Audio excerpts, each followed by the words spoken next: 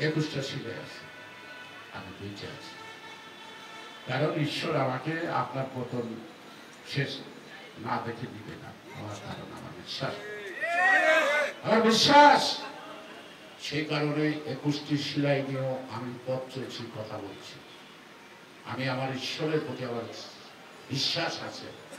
আপনার মতো একজন দেশের ক্ষতিকারক ব্যক্তির পতন না দেখে ঈশ্বর আমাকে চিন্তায় কিন্তু না। তাই আপনাদেরকে বলবো, ভয়ের কোনো কারণ নাই। ওরা নৈতিকভাবে অত্যন্ত দুর্বল। পোশাকে তো হাত পড়ে গেছিল, পছন্দ করছে, দাগ লেগে গেছে না। বেঞ্জির, এক বেঞ্জিরের নাম শোনা যায়, আরো কত বেঞ্জির থানায় থানায় আছে। তাদেরও তো বললো এখন ফ্লাজিল ট্যাবলেট খাইতে হবে বেঞ্জির অবস্থা দেখে।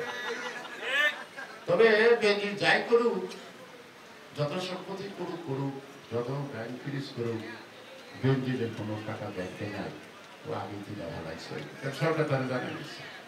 কারণ বেঞ্জিরে তার রক্ষা করতে হবে। বেঞ্জিরে রক্ষা না করতে পারে বাকি ছিচকা করে তো ভয় চুপ করে দিব, তখন তার তার কোনো শক্তি থাকবে না।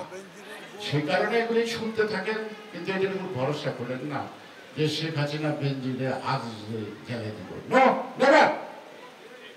কারণ আজই বেঞ্জিদের অপকর্মের ফসল শেখ হাসিনা। সুতরাং তার কোনো ক্ষমতা নেই এদের কাজ করা। যদি ক্ষমতা থাকে জনগণের হাতে আছে। জনগণ সরকার আসলে এইসব আলিবাবা 40 চোরকা সেদিন তাদের শাস্তি হতে পারে।